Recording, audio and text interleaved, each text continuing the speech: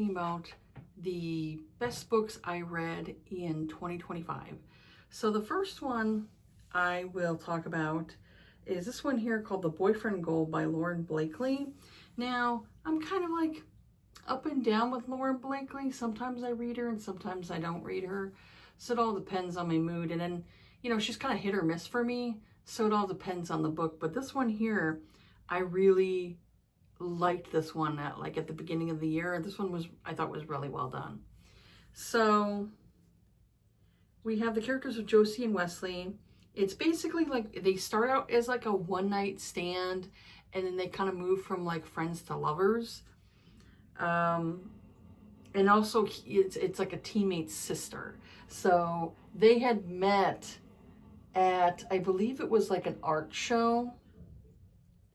Yeah, she's new to San Francisco where her brother plays professional hockey. And so while her roommate is at an art gallery working an event, Josie gets locked outside of her apartment in only her scarf and t-shirt.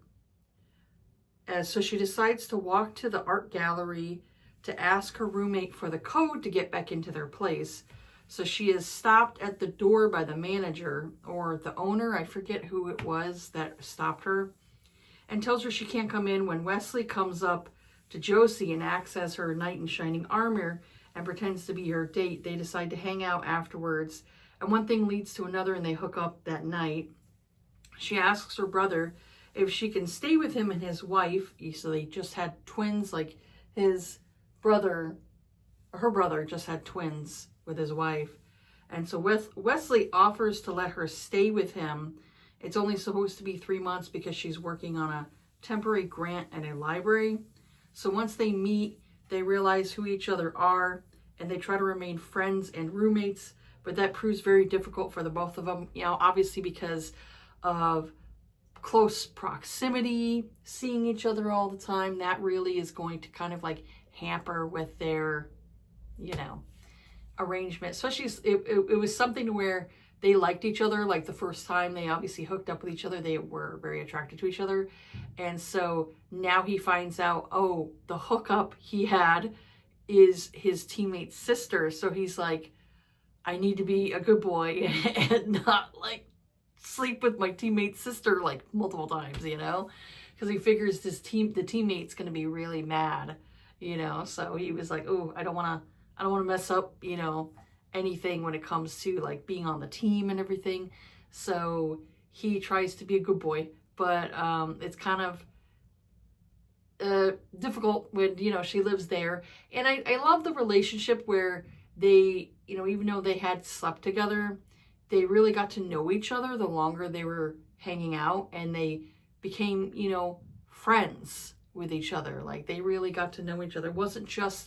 I felt like it wasn't just hooking up. They actually were creating a relationship. And that's something I like to see in a romance when I read one, is I want to see like them becoming friends besides hookup partners. Like there are some romances I end up running into where I feel like they only like each other because they like each other's naughty bits, where with a romance, I want to see them becoming like friends. Like this is my best friend kind of thing, you want to see this relationship, like my husband is not just my husband, he's my friend, so it's like, you want to see that too, like the person that you become involved with, they are your helpmate, they are your partner. They encompass other things besides the sexual acts that you do, So with this one here, I actually thought they became friends before they kind of, obviously hooked up again. So I thought this was really sweet. So I said this book was super cute. I loved how from the get-go, Wesley was super attracted to Josie. He thought she was cute as a button, and she was very, very, very sweet and shy because she was a librarian. A lot of librarians tend to be kind of more, introverted. So he was a goner for her and wanted to resume their fling, but he also didn't want to be a complete scumbag, sleeping with his teammate's sister. So this was an easy romance without a lot of complications. because her brother wasn't really that close to his sister. I said you could see how much their parents really doted on the brother other than her. I said Josie pretty much got ignored and neglected a lot growing up. I like that towards the end you can see her brother and their parents were trying to be more attentive to Josie. Like you could see like in the book how much they very much neglected Josie over the years, like growing up. Like their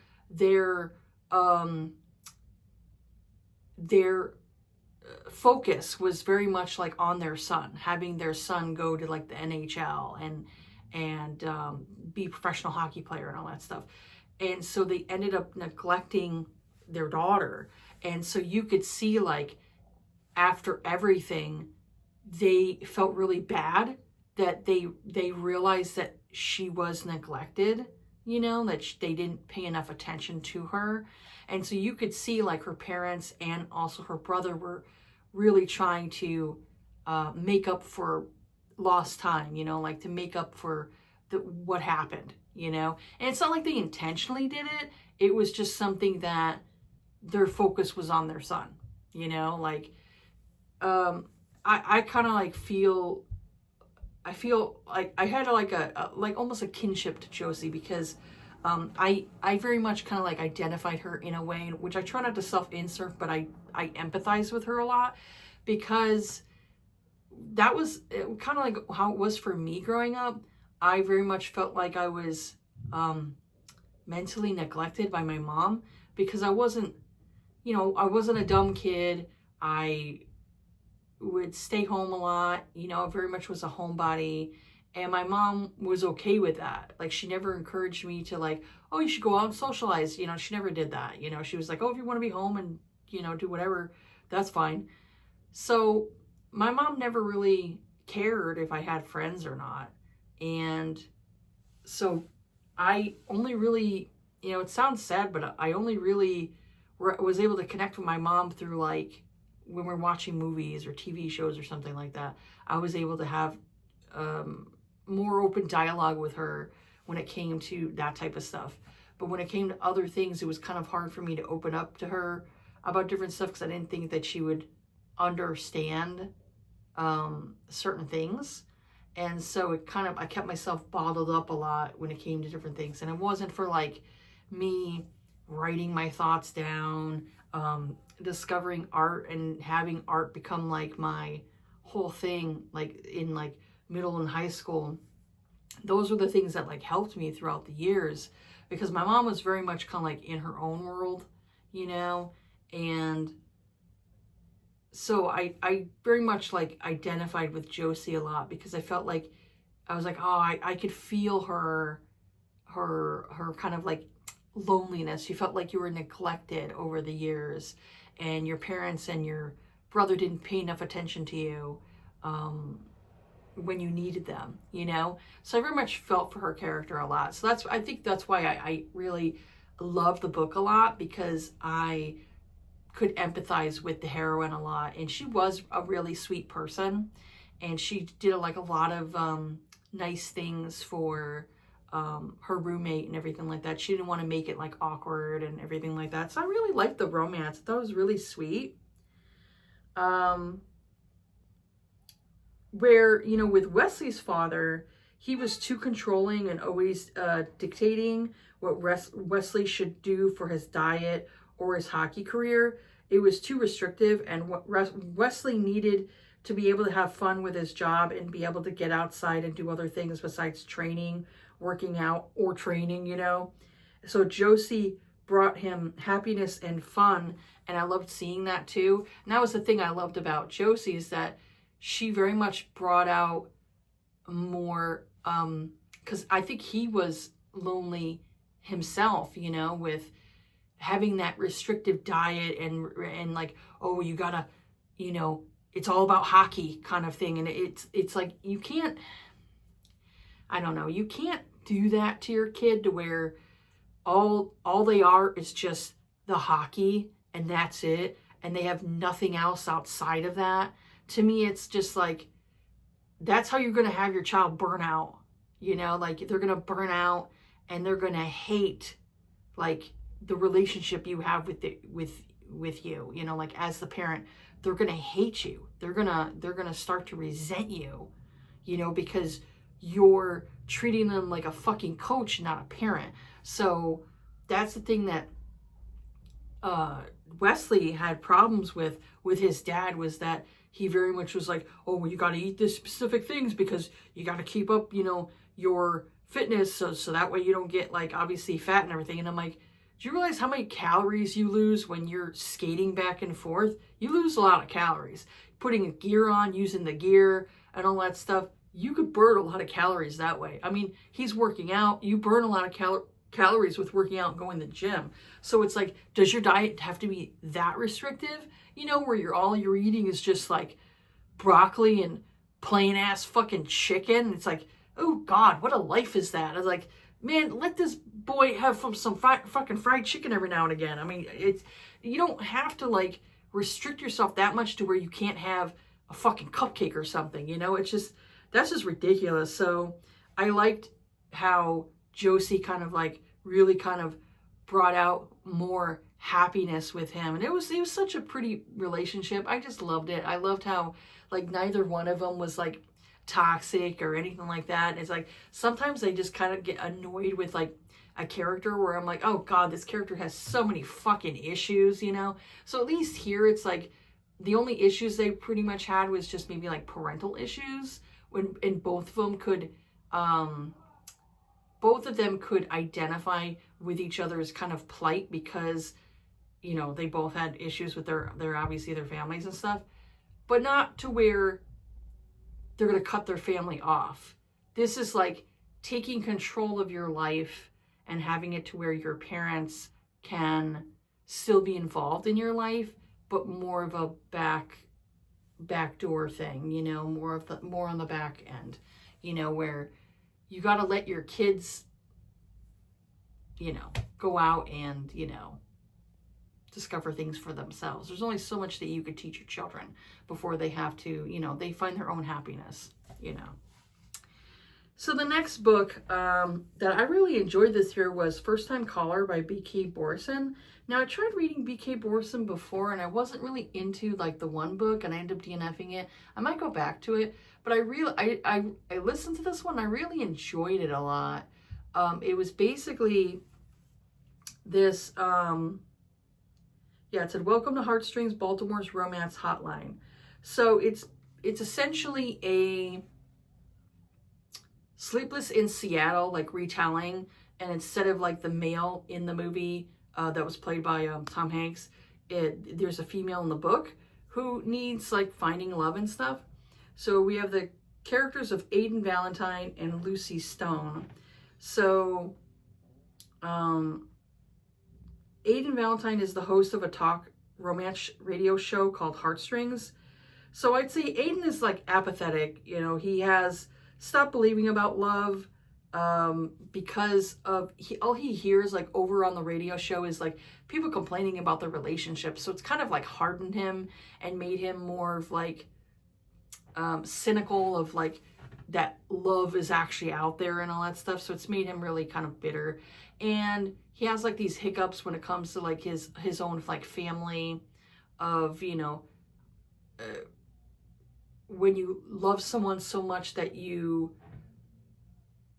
essentially stop living your own life. That's what I could use for this here. So with him, he like didn't want to fall in love and have it to where, you know, what if this person dies, you know, because there's like talk of like cancer in here and that could be kind of triggering for people.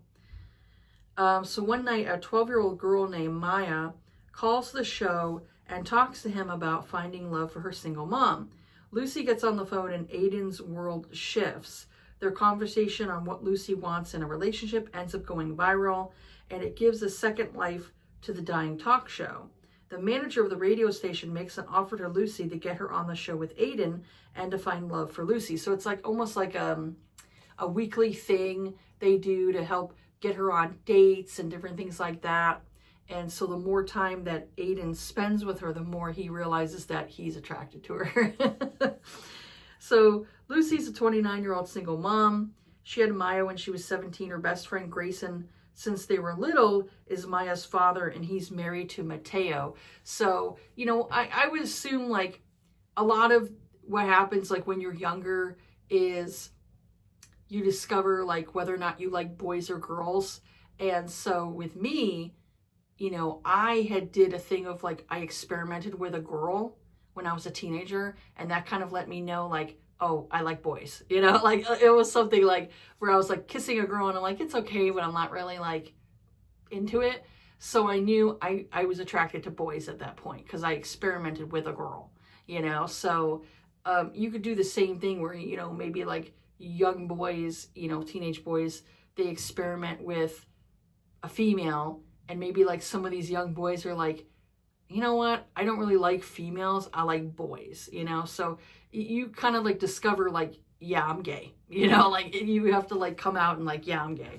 So obviously her best friend Grayson discovered he liked boys more than girls, and but at that time they had sex obviously, and he had gotten her pregnant, and so he was, you know, obviously there for her when it came to raising their daughter. And I loved kind of like they had this really great co-parenting relationship, and that's something I love to see. I hate like reading books where you have baby mama drama or baby daddy dramas, and I just get tired of it because I've dealt with that in my, you know, in my real life, and I'm just like, ugh. So I really don't like to read about it. So I love the fact that Lucy had such a great relationship with her daughter's father, and had a great relationship with his husband, you know, Mateo. I thought it was really nice. And she, you know, she essentially had two dads, you know, and I thought that was really sweet that the daughter had two dads, because I do think having fathers in their daughters' lives, sons' lives is very important, not just, you know, the mother. I very much believe in like two parenting households, things like that, whether or not you're in the household or you're co-parenting. Either way, you're there for your child. So I loved seeing that too. So basically the only thing that's missing in Lucy's life is a boyfriend. She's lonely and everyone around Lucy sees it but her. So she decides to take up the manager's offer and join Aiden at his booth. So they proceed to find a man that Lucy can go on dates with. And while Lucy and Aiden navigate her dating life, they slowly fall for each other. So yeah, I thought it was like a really sweet and swoony romance. I loved how, you know, the more time they spent together, the more they developed these feelings for each other, and confessing like, you know, they're dating like what they want in a relationship, what they don't want in a relationship.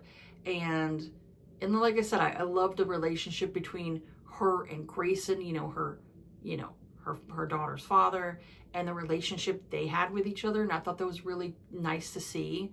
You know, like obviously, you know, he discovered he liked men, you know, he preferred men over women. And that's not like, it's not a slight toward the woman, you know, like women may feel like, oh, I wasn't good enough. And I'm like, no, he's gay. He's a gay man. He just happens to be attracted to men, you know, like just think of it as this way. You both like penis, you know, so that's what it is. Like, you're attracted to penis. Well, he's attracted to penis too. So there you go. So, you know, so that's basically what it is. And I like the relationship, you know, and then I thought the little girl was cute, you know, her trying to find like love for her mom. And I thought it was very sweet, you know, and like, if you like the movie, you know, Sleepless in Seattle, then you probably would like this book. And like I said, it's like a switch, you know, of the sexes and stuff, but it was still a very cute romance. And I really liked it a lot. So that's why I ended up giving it like 5 stars, because I thought it was really well done. And I'll have to check out some more of like B.K. Borison's books. She may be more of like a hit or miss author for me, but I'll check out more of her stuff. I do want to check out the second book in the series that I believe is coming out next year. I think it's the beginning of next year. It's either like coming out in January or February or something like that, I think. So I'll you know, I think I pre-ordered that book. I want to get that one. And, but yeah, I thought it was pretty good, pretty well done. And so the next one, I really enjoyed. This one of Stacey Reed. This is In Scandal with the Duke. So this is like Sins and Sensibilities series. So we've got the characters of Elizabeth Armstrong and James. He's the Duke of Basil. So there's slight enemies to lovers, brother's best friend, and it is spicy. So Elizabeth is an American heiress who has been dragged to England by her mother because her mother wants to finally find her daughter a husband. Elizabeth's 23, so I guess you'd say like in historical times she was like on the shelf, you know, because of her being 23. Usually when a woman's like 18 or 19, they want to kind of, you know, they want to marry them off at that time. Nowadays it's like, no, that's way too young. But back in that time it was, you know, it was normal to do that. I'll say like my grandparents got married at like 18. You know, my grandmother was 18, my grandfather was 18. They got married. They had their first child at 20. You know, they were young parents. That was a thing you did like in the 50s, you know, too. It's like things have changed drastically over the years. But I think as long as like you're mature for the age and you can take care of that child, you can do what you want. If you want to go and get pregnant at 18, I just think like 18, at least you're an adult.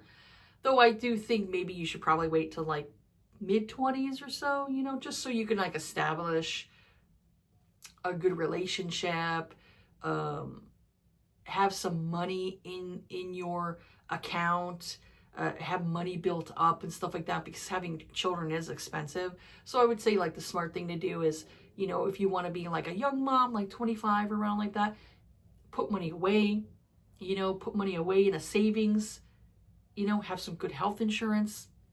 It helps. It helps. So Elizabeth's 23. And they're at one of the balls, she runs into the Duke of Basil, and they first hit it off. But when Elizabeth overhears the Duke's mother say something nasty about her mother, she acts rudely to the Duke in front of the ton. So it turns Elizabeth into like a social pariah. And so then it's like people don't want to like associate with her. They want to basically give her like the cut direct, which is like very stupid, you know. But that was the ton back in the day. So Brandon, Elizabeth's brother, is best friends with the Dukes. The Duke reluctantly agrees to ask Elizabeth for a dance. When he met Elizabeth, he was instantly impressed and intrigued with her. So when he dances with her, his interest in her doesn't wane, you know, or it doesn't waver. So he's had women try to trap him. And when Elizabeth confesses to him that she doesn't want a man to marry her for her money, they decide to start an affair. So she basically is like, you know, like those Americans that had wealth and they went to Europe to go and try to get titled men and stuff like that. So she had said like, I don't want a guy to marry me for my money. I want him to marry me, you know, for me, you know, not because my family comes with money, you know. And where a lot of times the dukes and earls and all that stuff, if they didn't do well with their finances, they would have to marry like heiresses and all that stuff that had come with money so they can help out their estates and all that stuff, and the people who work for them and all that, you know, keep all that stuff going, which nowadays I don't think a lot of that stuff is around anymore in England. You'd have to tell me. Like, I know right now they don't have it to where the royals don't, like, they don't take care of the country anymore. They're more of a, it's like a symbol, you know, where they're royalty, but they don't mesh in like politics in like all that stuff. Like, they don't rule the country. They're essentially like, you put up on a pedestal kind of thing, where now you have like parliament and all that other stuff, you know. You've got prime minister and everything like that. So it's kind of a different thing. It's almost like the prime minister is almost essentially like almost like a president. So they essentially are running all that stuff, and the royals are just there as like the prop them up, you know. You know, obviously the royals have money too, but I don't think they have the amount of money, the sheer amount of money that maybe they used to have. I don't think so. I don't think so. And they're, I would say they're what's the word I want to use? I'm trying to think of the word. Like, I would say their status isn't as respected as maybe it was before, like years ago. It was more of a higher thing. Now, I think people kind of look at them as, obviously in England, it's kind of a different thing. They still have respect for that, but like here in America, we don't really have respect for royals because we're like, who the fuck are they? You know, like, who are you to try to dictate what I should or shouldn't do? You know, I'm not, I don't have to listen to you kind of thing. Like, I absolutely cannot stand like Meghan or Harry. I think they're fucking like idiots. I think they're idiots. She definitely knew who the fuck he was, like, when she married him. And, like, how do you not know who Harry is? Come on. So I absolutely cannot stand Meghan Markle or Harry because they're definitely, like, opportunistics, and it's like, I don't want you here, like, get your fucking royal ass out of America. I don't give a shit. Get the fuck out of here. So I'm like, we do not have respect for royals that, like, say, Europeans do. We really don't give a fuck, like we have a right to criticize our own government, our own president. Like, the government cannot silence us because of that, because we have free speech where, like, say things in Europe, free speech is very shaky. So when it comes to her and it comes to like all that stuff back in the day, that was a big thing. Of like, even when you were American, you go over to Europe and you're trying to obviously marry somebody who has a title. That was kind of a big thing back then, where nowadays we don't even give a fuck about that stuff. Who cares? I don't care about your status. Don't care. Nope. I don't care if you were born with wealth into a wealthy family. I don't care about any of that stuff. None of that stuff matters to me. It's what you do that matters, So for her, it's like she doesn't like the fact that the Duke's mother was talking badly about her own mother. And it's like, she's like, hey, I know how my mother is, but it's like, you don't have to disrespect my mom, I can agree with her.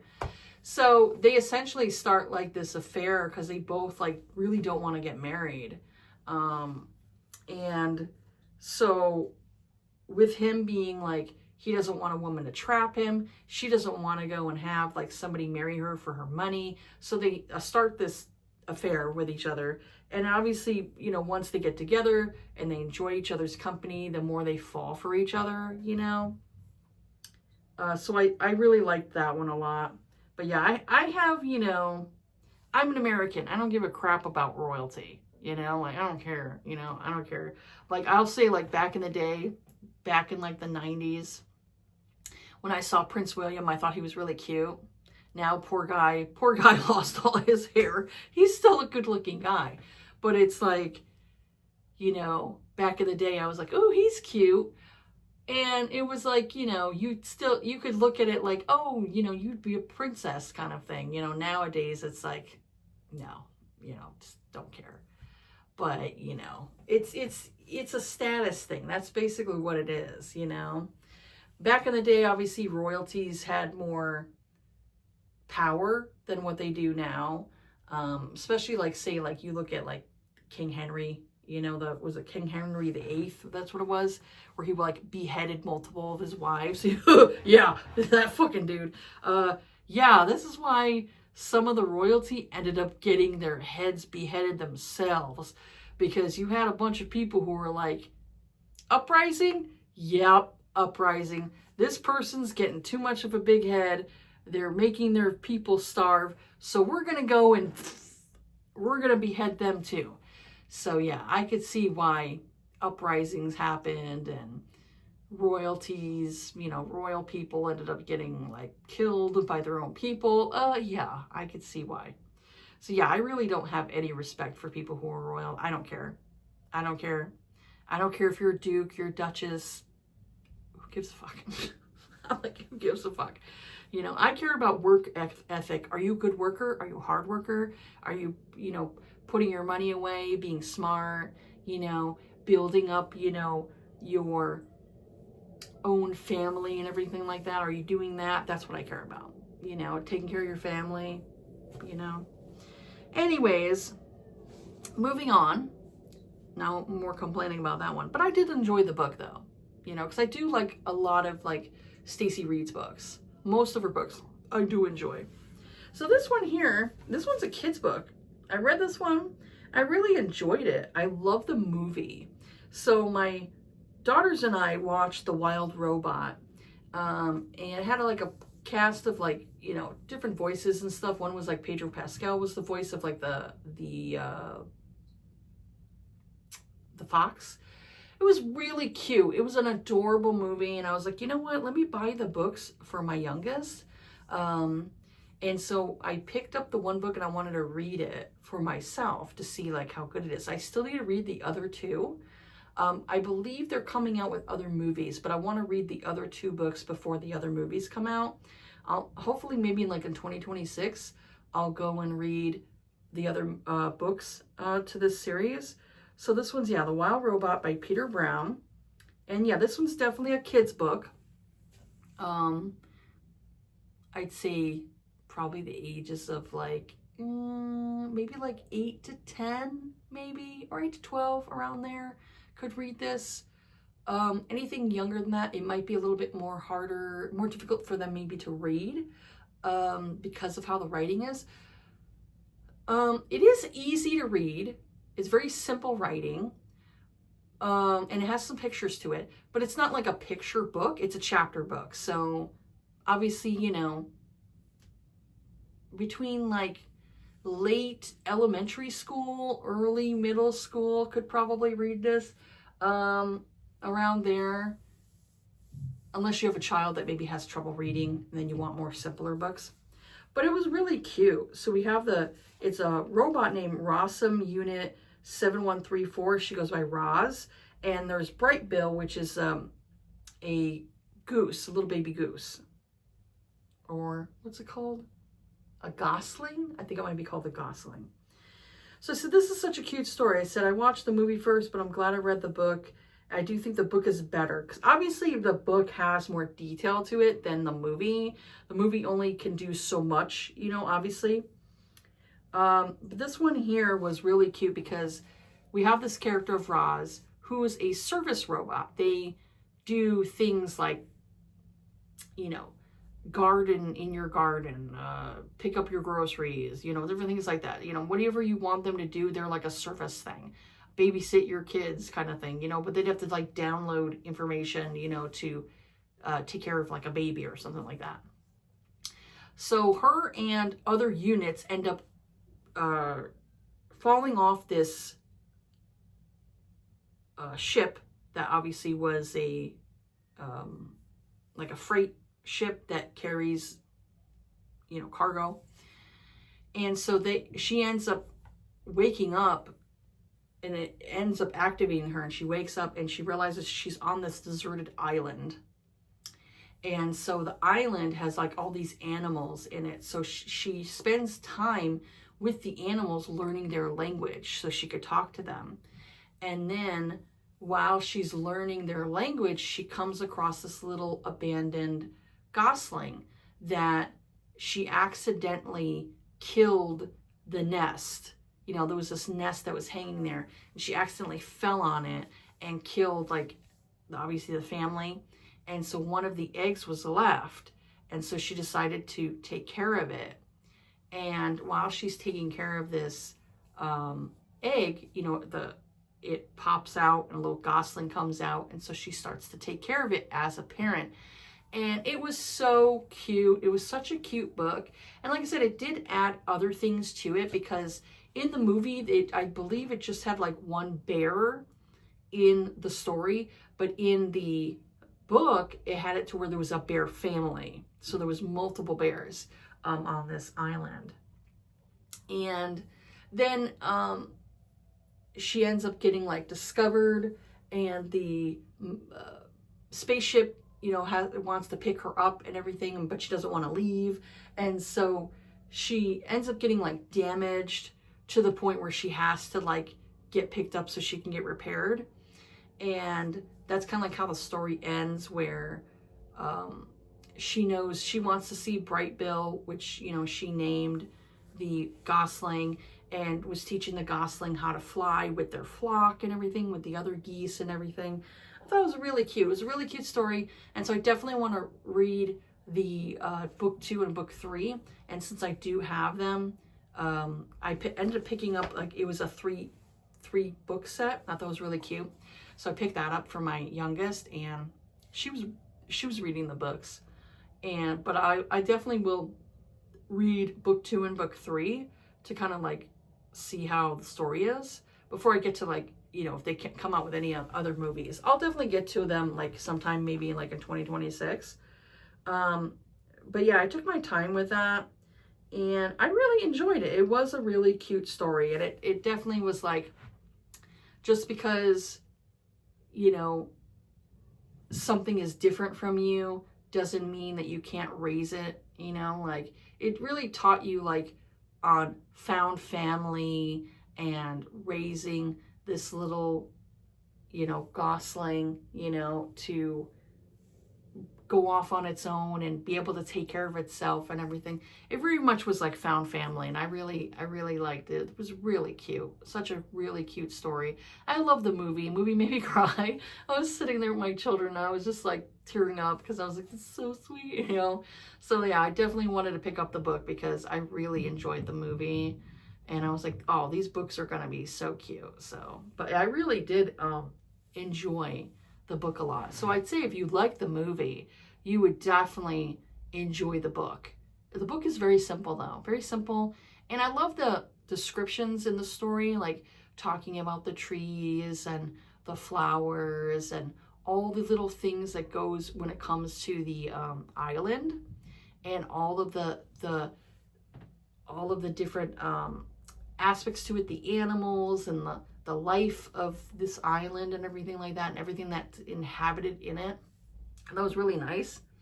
And I was like, oh man, to be on like a island, you know, by yourself, you know, and then, you know, all you have is like these little furry friends, you know. So that was really sweet. Definitely helps with, like, you know, like loneliness, and does a robot feel loneliness? Does a robot feel love and affection and, you know, all this different stuff? Does a robot feel that? So essentially the robot was like rewiring itself and like reprogramming itself. And I thought it was such an interesting aspect. Kind of reminded me a bit of, like, if anybody's ever seen the movie Short Circuit, his name was like Johnny Five, and he wanted to be alive. He had essentially got shocked by lightning, and so it kind of like changed up his wiring and everything like that, and he wanted to be like a real person. And kind of reminds you a little bit of, like, say, like the Pinocchio story too, of like the little boy that's wooden boy, he wants to be real and everything. Kind of the same like aspect of the story. But yeah, it kind of reminded me of that a little bit. And those movies are kind of cute. They're cute movies too. Have you ever seen those ones? They're 80s movies. Steve Guttenberg's in it, and Ali Sheedy, and oh god, Fisher Stevens is playing, like, that part of the movie is kind of like, ooh, that doesn't hold up over time. Fisher Stevens, who's, I believe, a white man. I believe he's white. I don't know if he's like any other like culture or whatever it is, but he's playing like an Indian man, and I'm like, ooh, probably would have been better just hire an Indian man rather than putting a man in like browner skin. It's just a little bit of like what you'd say cultural appropriation, you know, or like brown washing, I guess you'd say. But still, it's still a cute movie, even with that aspect of like, ooh, that wasn't a good thing to do, you know, in the 80s. But, you know, it was the 80s, so, I mean, should happen. But yeah, it's still a good movie though, but does have like that aspect to it. So I try to like ignore that whole aspect to the movie and just kind of like pay attention to like the other parts of it that I thought were good. Okay, anyways, the next one I read was Complicated by Claire Kent. This is a novella. This was really sweet. I ended up giving this one 5 stars because I thought it was a really sweet novella. A lot of her novellas I really enjoy. So we have the characters of Victoria and Greg. So the hero is 31, or the heroine is 31 and the hero is 43. So they do have an age gap. Claire Kent does a lot of age gap romances. Like a lot of her romances tend to be where the woman's younger, the man is older. A lot of her books tend to be that way. So the hero has a 19-year-old daughter. So I said this was a quick and steamy novella between a librarian and a businessman. I said I love this novella because Claire Kent always knows how to add heart to her stories.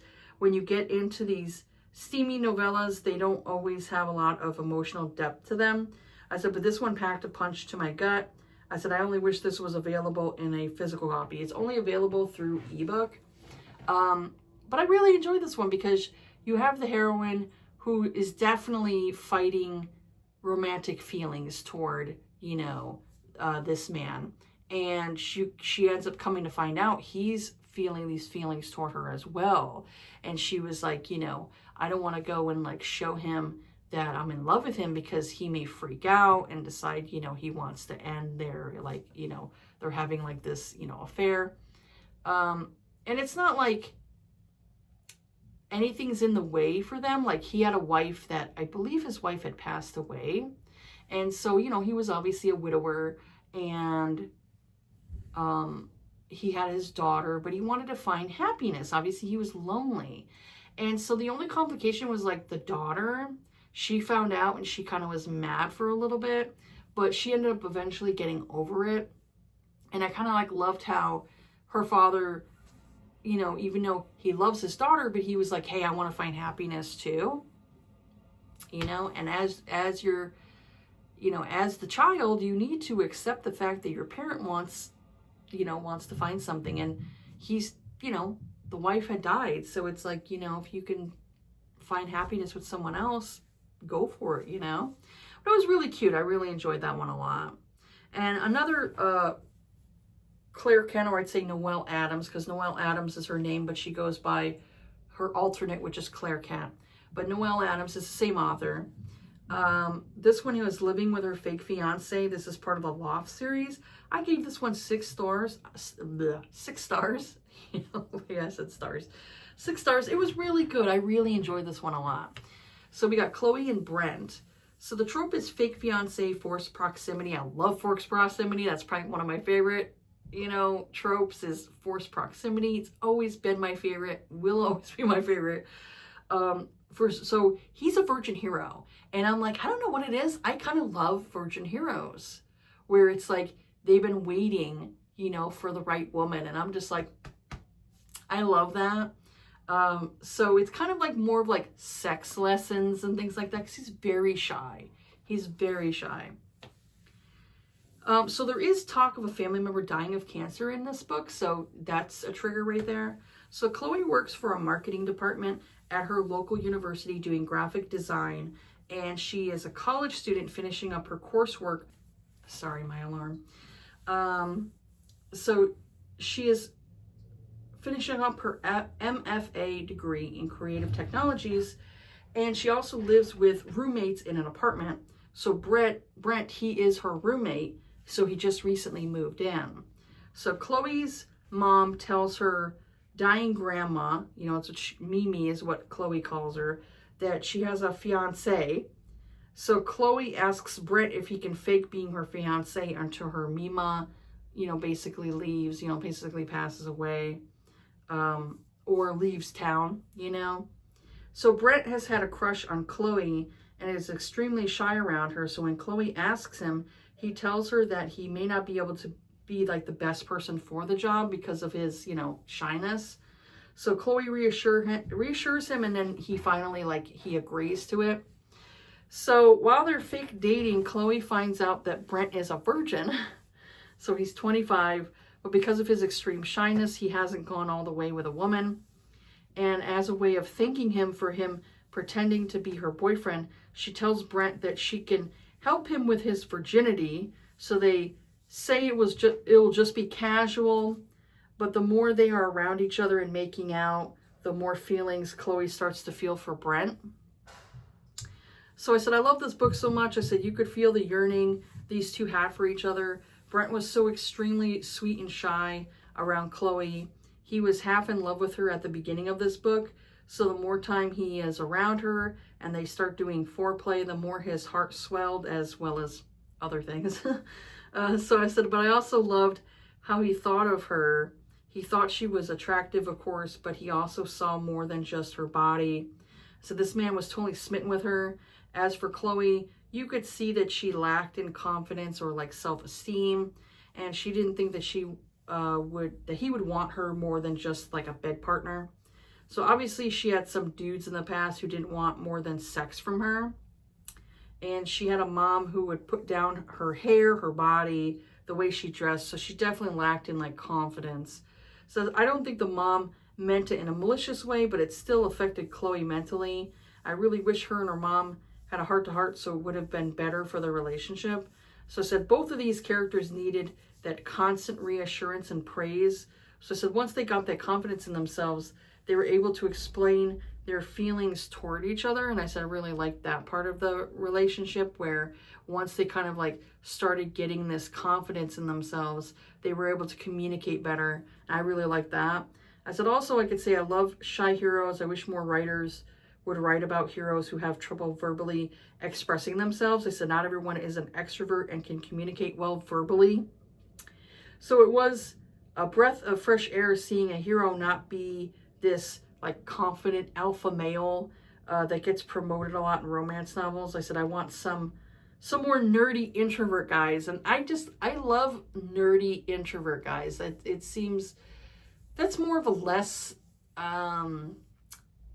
shown in romance novels. A lot of times romance novels have it to where these guys are all confident, all alpha, take charge kind of thing. And I'm like, there's times I'm like, not all guys are like that though. There's some guys who are more shy and introverted, and sometimes they need more of the woman in charge, doing, taking charge and all that stuff, and them pretty much like doing anything their woman wants them to do. There's some men who are like that, they're more, maybe you'd say effeminate, but they're not gay. They're just, they're straight. They just are not as confident. They lack confidence, and they lack, they need a woman to kind of like not bully them, but like take charge, and be more of the dominant in the relationship.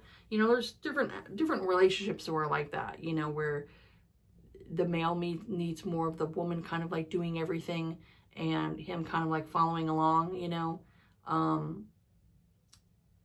more, some men need that structure, where they need that woman kind of like, hey, you need to take out the trash, and and he's okay, honey, kind of does that.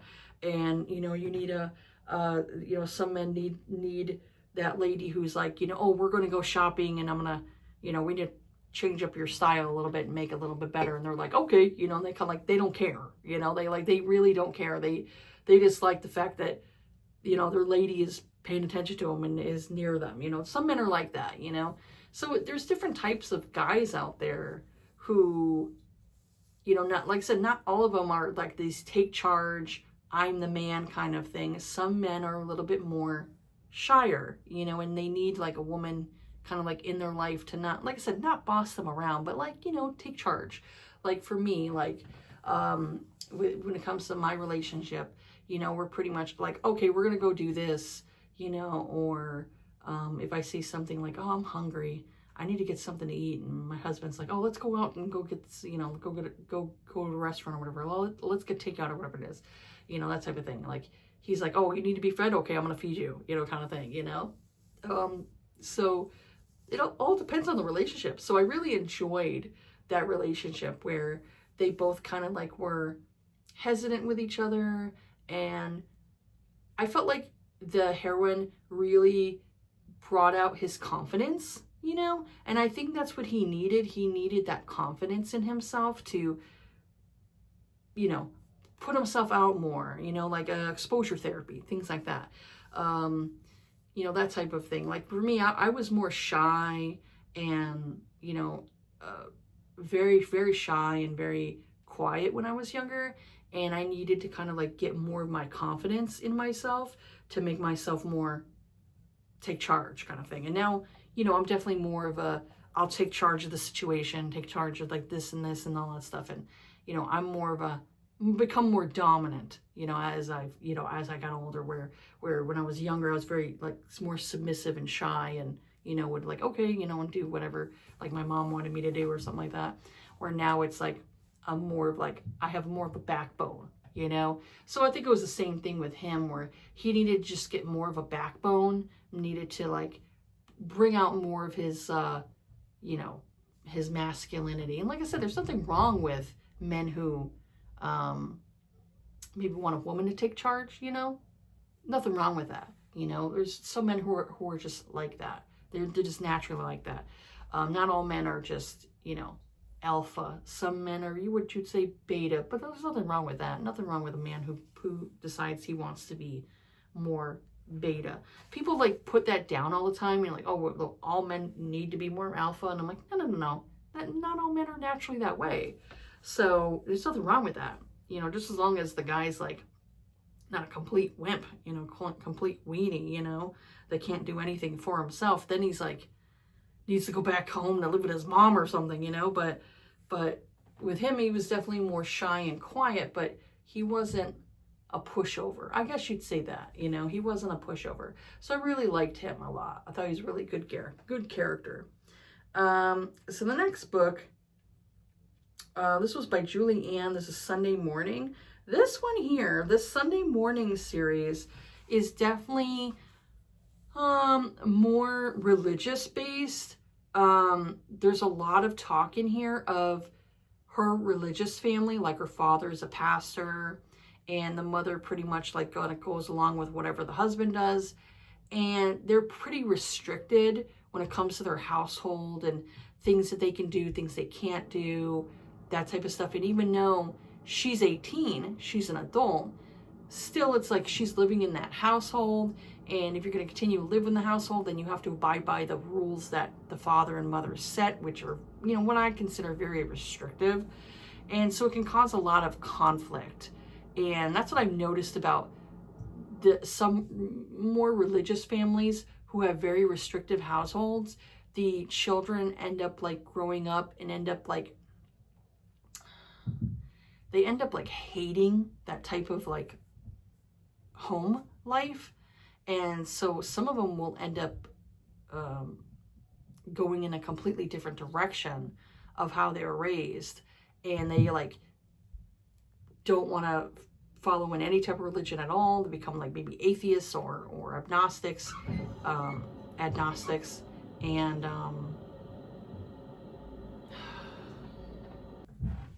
so I would say religion does play a huge role in this series here. So I'd say like if you are more of atheist, or you have, I'd say maybe a lot of trauma of religion and all that stuff growing up, to where it'll be easily triggering for you. This series probably isn't for you. For me, like I never grew up around religion. My mom is, let's say like my family, a lot of my family members are Catholics, but I never grew up like with Catholicism. I never grew up with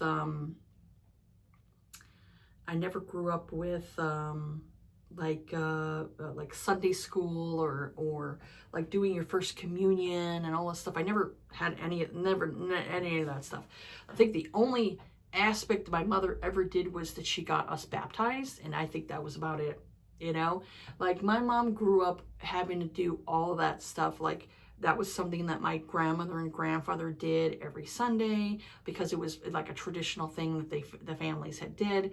And so when my mom was growing up, she was like, she hated church. She hated going to it. She just didn't like getting up in the morning and going to it, even though she still would say like she believes in God and stuff like that.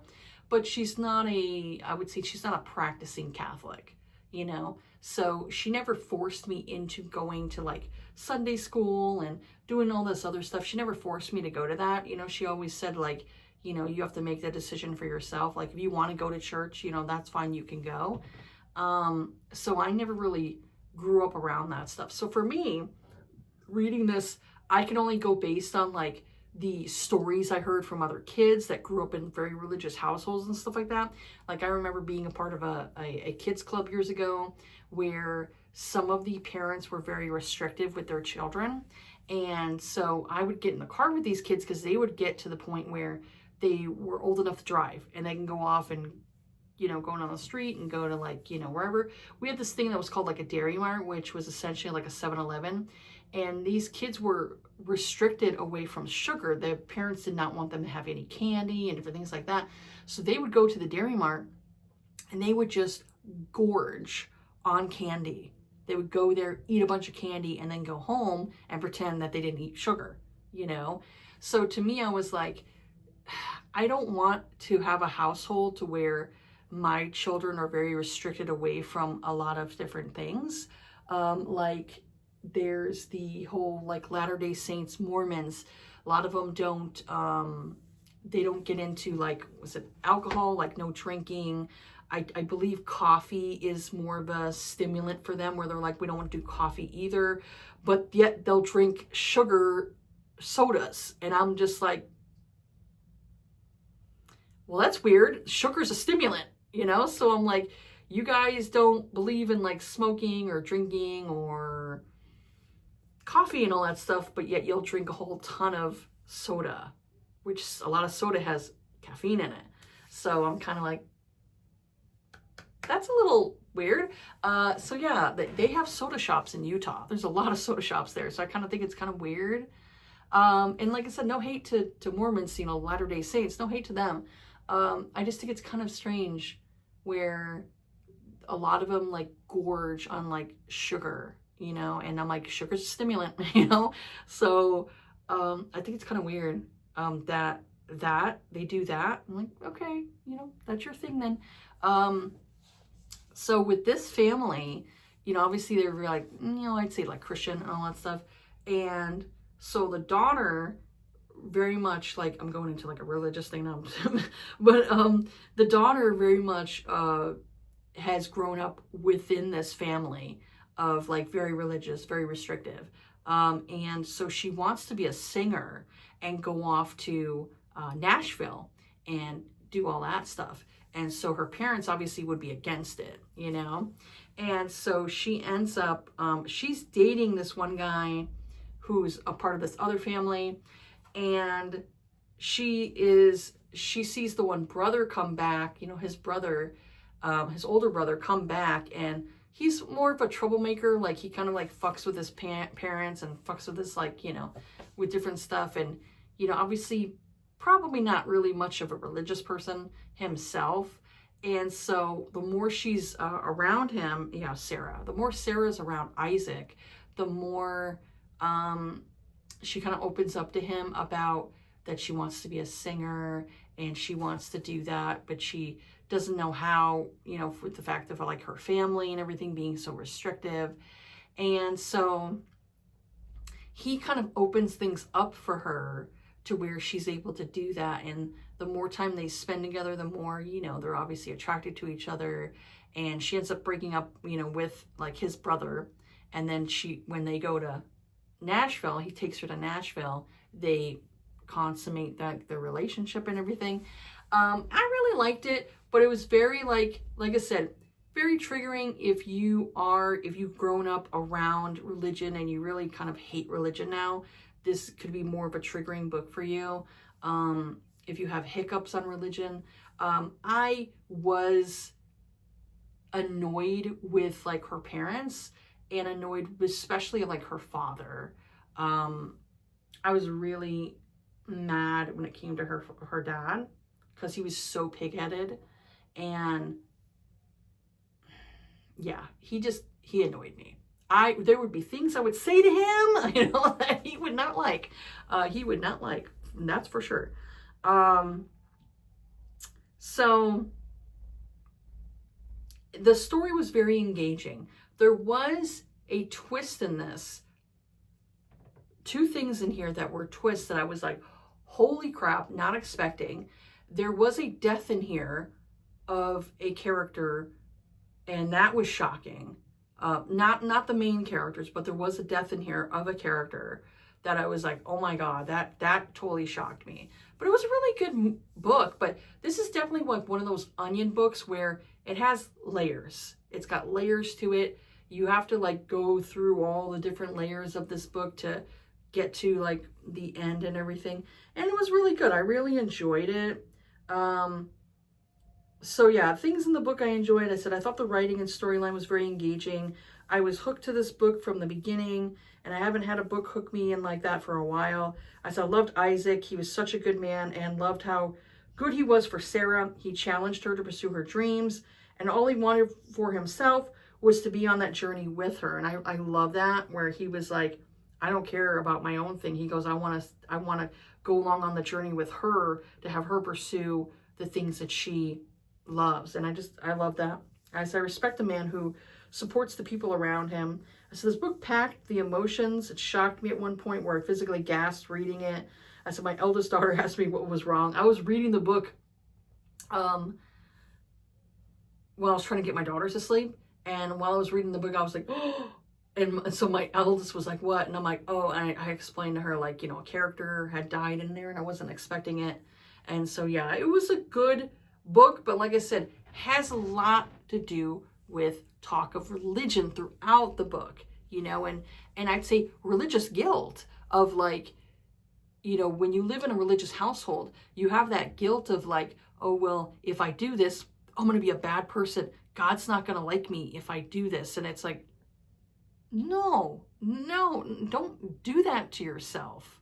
Don't do that to yourself where you're like, well, if I pursue my dreams and I don't do this, God's not going to like me. And it's like, no, God gives you free will. If there is a God, God gives you free will. He gives you free will. He gave you a brain, didn't he? He gave you a brain. He gave you free will. You have to pursue your career. You have to pursue whatever it is. So I am like, for me, I don't go based on what like preachers or pastors or priests say and all that stuff. People who are, these speakers of God, whatever it is, read the books yourself. Read the books yourself. Go based on what your teachings teach you, rather than this person who's at the podium giving you what he interprets the book to say, since reading is subjective. Whatever this person thinks that this teaching is, it could be something completely different. So you read the book for yourself. You follow in what your own teachings teach you, on your journey through life, So for me, I don't always like, I'm not a big fan of like churches and stuff like that. It's funny, I live right next to a church, hilarious, but I don't really follow in like churches and all that stuff. If a church does good things, like they're getting donations to like help people, and they help people, help homeless, different things like that, that's good. I like when if a church does that, but I wouldn't say like I'm a fan of like all of that. I'm just not really a fan, because I think if you have faith, you could pray at home. You don't have to pray at a church. You don't have to go to a church. And now, if you want to go there because you want to congregate with other people there, and friends and neighbors and all that stuff, and you want to go and talk with them, and have snacks and sit down and discuss different things, that's fine. You could do that. That's like a place for it. But I've seen like, I'm not a big fan of like these mega churches and all that stuff. I really, really hate those mega churches, because they definitely look more for like profit than anything else. And I really dislike some of the leaders in those mega churches, like Joel Osteen. I don't like. I never liked Pat Robertson. Was it Pat Robertson? Never liked that fucker. So I mean, there are different people who are in the religion that I don't particularly like, that I think are what you would call wolves in sheep's clothing. That's something that, the Bible does teach you, is that, you have to watch out for these people who are wolves in sheep's clothing, just because this person is religious and they're like, oh, well, I'm about this and that, doesn't mean that you believe them. It's the same thing for people who are politicians. Just because this person's giving you a line doesn't mean they're telling you the truth. They could be giving you a line of bullshit. So trust your own instincts. So yeah, for me, it very much like brought out a lot of things when it comes to like the problems that I have with like organized religion and everything like that, because I do consider myself more of an agnostic. But I don't hate the people who believe in it. I hate organizations that use it in a way to manipulate their followers. That's the problem I have with religion. But I don't really hate the people, you know, that believe in it. They're just, they want something to believe in, you know? I don't have fault for that. I don't think there's anything wrong with believing in something, you know? Everybody has their own thing. So the next one, same series, very similar vibes, you know, it's all religious based and things like that. So this was a good book. I don't like the title, I'll just say that. I don't particularly care for the title. But this one here I really enjoyed. This one had Gabby and Ben. So this is an accidental pregnancy. There's sudden deafness due to meningitis, and there's depression in here. So that's like the major triggering things in this book is this one here. So Gabby and Ben have been friends ever since they were little. Gabby is the younger sister of the other ones. And so they were little, and at one time Gabby had a crush on her best friend, but he was dating another girl at the time, and she let her crush go for him and moved on to Matt Corey, whom her sister Sarah dated in school. That was the first book. So now that Gabby and Ben are in college, Gabby wants to show Matt that she's grown up and would like to date Matt, but he is dating another girl named Julianne. So Ben has been in love with Gabby for years. He loves her so much that he has decided to follow her to college, and knowing that she only went to this particular college because of Matt. Like, he knows all of this stuff, yet he still followed her because he's been in love with her and just wants to be near her.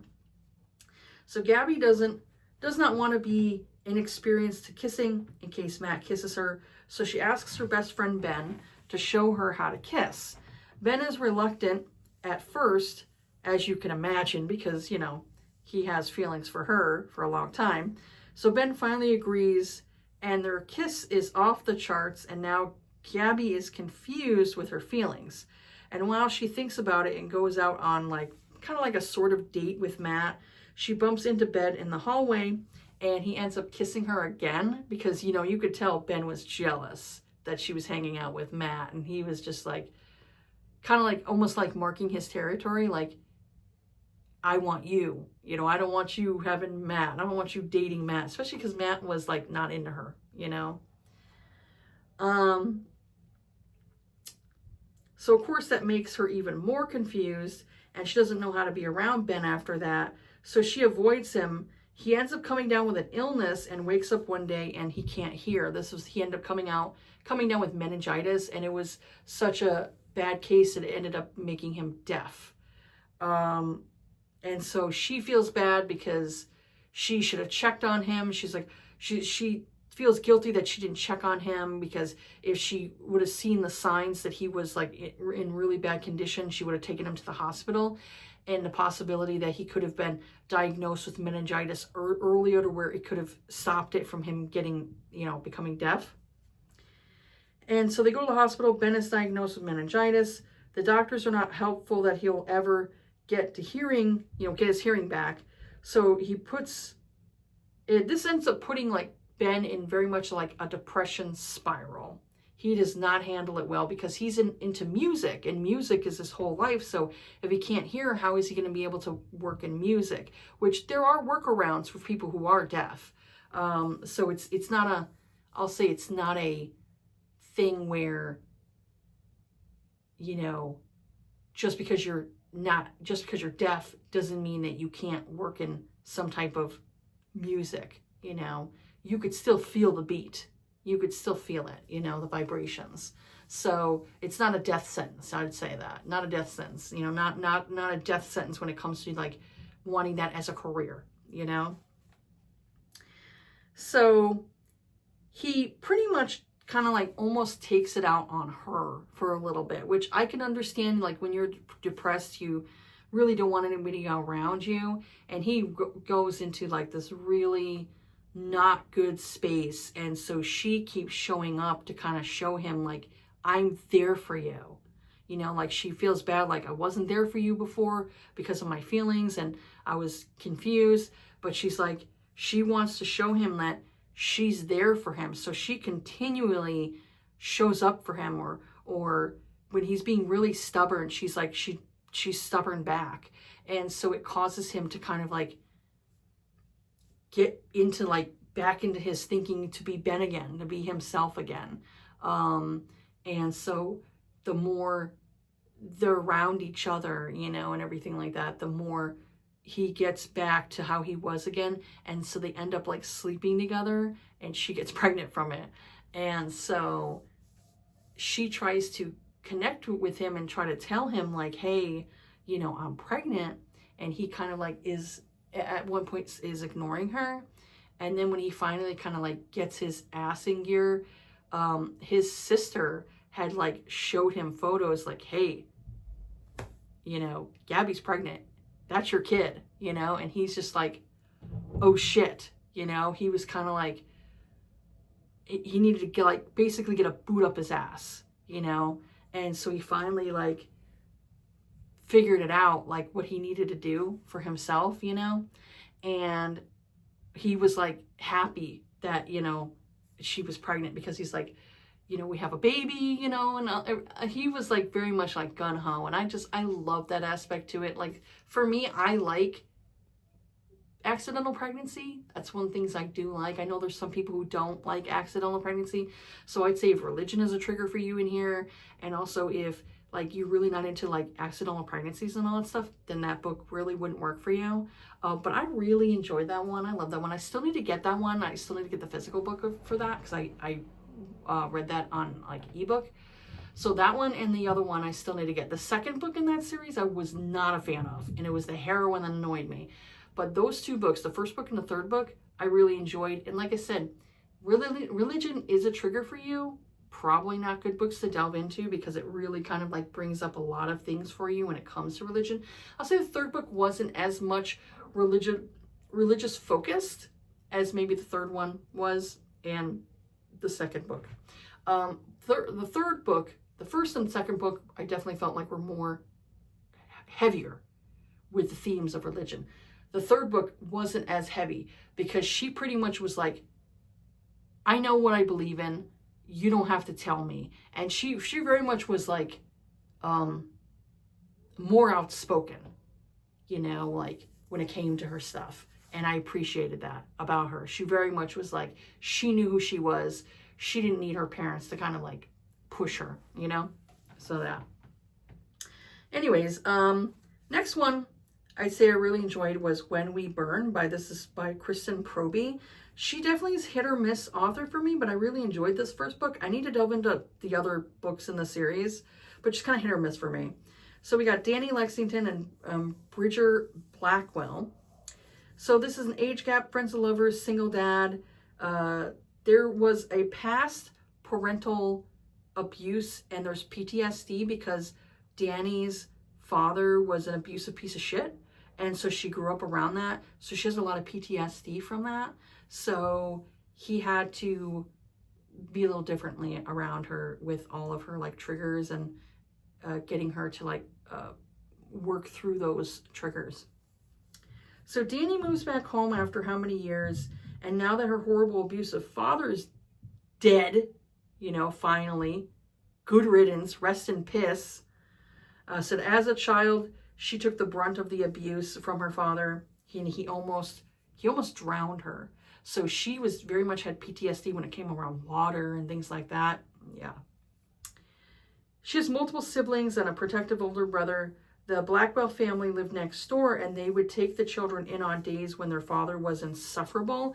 And there's really only so much that you can do when it comes to like obviously different states or different towns you live in. You can go and report the abuse, but if nobody's like taking it seriously, there's only so much that you can do as like a neighbor and all that stuff, you know. So this family was definitely like their safe house, you know, their way of, you know, when their dad was not in that good state, that's the house they went to. So Bridger has had feelings for Danny for a while, but he wasn't able to be with her when she was a minor. You know, obviously they're 3 years apart. So, you know, when he's like 18, she's, you know, young. So when Danny moved away and went to college, he went on with his life and got married. Unfortunately, his marriage didn't work out, and his ex-wife moved away and gave Bridger full custody of his 5-year-old daughter, Birdie. I love the name. I thought it was really cute. Her name is Birdie. So Danny is now a teacher and has Birdie in her class. So Bridger is a firefighter. So I said, I loved the way Bridger pursued Danny and how he always thought of his daughter first. I also felt bad for Danny because she had a lot of past abuse and she was still living with her PTSD from it. So it made Bridger really patient and reassuring to her. I really enjoyed this one. Like I said, with the trauma of like the father being an abusive piece of crap. Like I said, rest in piss, you know, him. So he had to be really careful with her, you know, and know what her triggers were. Like I said, water was a trigger for her. There was at one point where Birdie was having trouble like in the pool, and it like triggered something in Danny to where she jumped into the pool, you know, to save the child. And that was a trigger for her, was water. So it took a lot for her to like jump in, you know, obviously. So it was good. It was a good one, but it definitely has like, you know, there's like trauma things in it and all that stuff. So that be kind of like could be triggering for some people, especially like if you've lived with any kind of abusive relationship and all that stuff, it could be kind of triggering, you know. Their father was a piece of crap. So anyways, the next book that I really enjoyed, this one was Protected by Claire Kemp. This one here has Deck and Lila.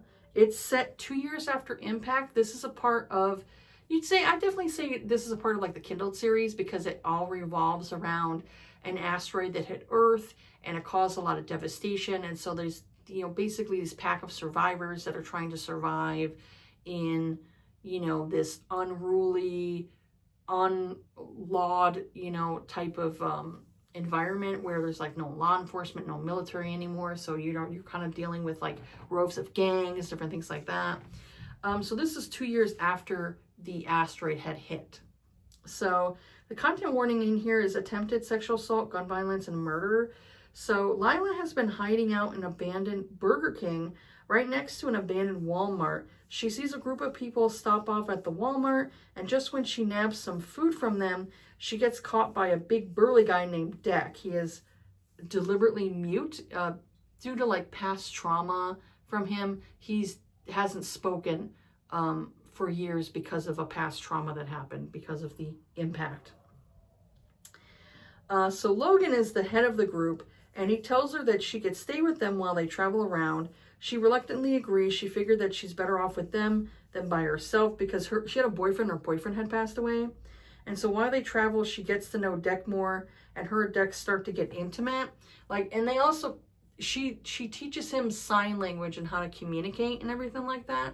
So he's communicating better with her because otherwise he's very much mute, and he would do more hand gestures and things like that. And for her, she was teaching him like language with the hands and all that stuff. So I like that. So I love this series. It says, so any new characters added is just a bonus for me. So we also saw some other characters that were introduced in the Kindled series. So I would definitely read this book first before delving into her newest spin-off series, like The Wild.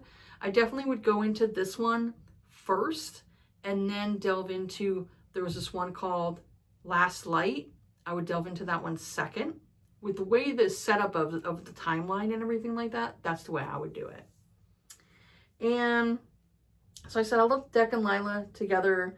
I definitely want to see the other characters in this book get 3 HEAs as well. This was basically kind of like a setup of almost like an introducing you to The Wild, because there's going to be another series called The Wild that is going to introduce you more to this character of Logan and his daughter and different things like that. So it was good. I really enjoyed that one. And like I said, most of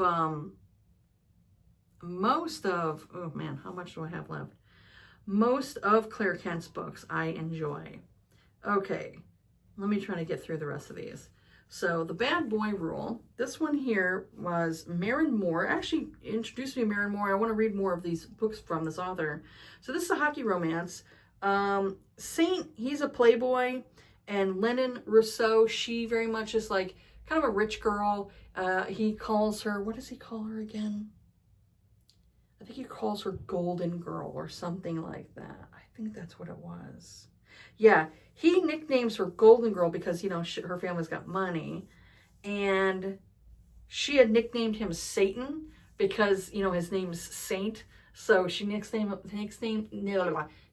him Satan because he's a bit of a fucker toward her. So they end up hitting the ice at the same time. He plays hockey and she's trying to get back into doing figure skating, but her parents don't know because they very much want her to be a kind of like a socialite, you know, marry this guy and just be this socialite, just be this, you know, be the pretty girl on her husband's arm. So she doesn't want to do that for herself. She wants to do other things. Like she wanted to get back into like doing figure skating again and see if she can maybe do anything with figure skating or possibly do it like maybe like coach figure skating. She wanted to do more for herself rather than just be like this pretty girl on this guy's arm, you know? And so Saint, he very much is dealing with like abusive household. His father's an abusive person and he's very much stays because of his mother. He's trying to protect his mom. And so he's dealing with all that aspect to it. So they get to know each other deeper. She has Saint basically pretend to be her boyfriend, so to piss her parents off, you know? And so that was pretty much the story. And it was really cute because you know, you see them go on like on a deeper level to get closer to each other and they start falling for each other. And I thought that was really sweet. And so, yeah, I really enjoyed this one. I didn't give it 5 stars, but I did give it like 4.5. So it was almost quite a 5-star, but I really enjoyed it a lot. It was like steamy, very steamy and sweet story. And yeah, like I said, they were getting to know each other and they had like these little, I love the banter between the characters too. That was another thing I really liked, was the banter. And it also had like a deeper meaning to the book too. There was something else that went on that was interesting. So I really enjoyed that aspect to the story too. So the rest of these, I'm going to talk about these ones as a whole series. So we've got Tempted by the Devil, Hunted by a Shadow, Craving Danger, and Drawn to Darkness. Now there was another book that was in that series that I didn't care for, but the 4 books in that series, that was The Kings of Mafia by Michelle Hurd. I really enjoyed this series. This was all like having to do like mafia men and all the different stories that went along with them, with these men falling for these women and stuff like that. But I really enjoyed all 4 of those books in that series. And like I said, it was the last book that really just didn't do it for me. There were things in the book that I really wasn't a fan of, but the 4 books I really enjoyed a lot. With Michelle Hurd. And I was like, you know what? I actually do kind of like mafia. Like most times I don't, but these mafia men I did actually like. So let's move on to the next one. So I ended up reading Tower. This is a post-apocalyptic fairy tale by Claire Kent. I really enjoyed this one. This one was like a take on like Rapunzel. That's why it was called Tower. I tried to name it Tangled, but she decided with Tower. You know, Tangled from the Disney movie. So we got Haley and Levi. There's age gap spanking in here. It's more of a transactional relationship. There's attempted sexual assault in here, kidnapping, groping, and physical violence. So this is a 3 years after impact, and Haley just lost her father to a heart attack. He has been protecting her ever since impact because she's really pretty and obviously he's trying to protect her. Her mother died 18 months before due to sickness, so she knows that she will not survive on her own unless someone is protecting her. So she decides to go to Levi and asks him to protect her, and in exchange she will do whatever he wants, like obviously sexually or otherwise. So I said I enjoyed this quick novella. Of course, these characters develop feelings very quickly. There's some small nods to the story Rapunzel, up in her tower, which was cute. And so, yeah, I really enjoyed this one because she was kind of like, hey, you know, you're kind of like this big burly guy and a lot of people listen to you. Can you protect me? And he's like, well, you don't have to offer me sex. He goes, I'll protect you anyway. And she goes, no, no, no. I need to give you something in exchange, you know? So they start, you know, a sexual relationship, but then it starts to turn into romantic because they start to have feelings for each other.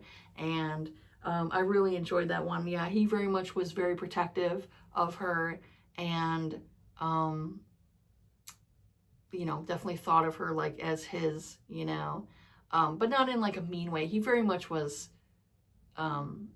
sweet with her, very sweet. Like he was sweet in the bedroom, but, you know, obviously when it came to like them being out in public, he, you know, had her like look like she was listening to him and all that stuff. So that way it helped with like morale and making sure all the people, all the men that were a part of his crew were listening to his orders and all that stuff. So that way they wouldn't try to rebel and obviously try to hurt the women and all that stuff or hurt her and everything. So she would pretend to kind of like be like listening to him and bring him a plate of food and different things like that, you know? So yeah, it was very much that. But in the bedroom and when they were by themselves, he very much was a sweetheart to her. So the other one, Brood by Claire Kent. This one here, I think is going to be coming out sometime next year in ebook, possibly physical book. This was a part of a Kickstarter, and I ended up paying for the Kickstarter so I can get the ebooks, but also I could get the physical books. So I'll be getting paperback books. That'll be coming, I think, sometime in 2026. And so once those come in the mail, I'll have those. And they're all novellas. They have 8 stories to them. So it's, you got one story on the one side, and on the other side of the book, there's a different novella. So this one here, we got Cadence is 21, and he goes by Chief Will, and he's 37. So it's an age gap, breeding kink, and it's dystopian.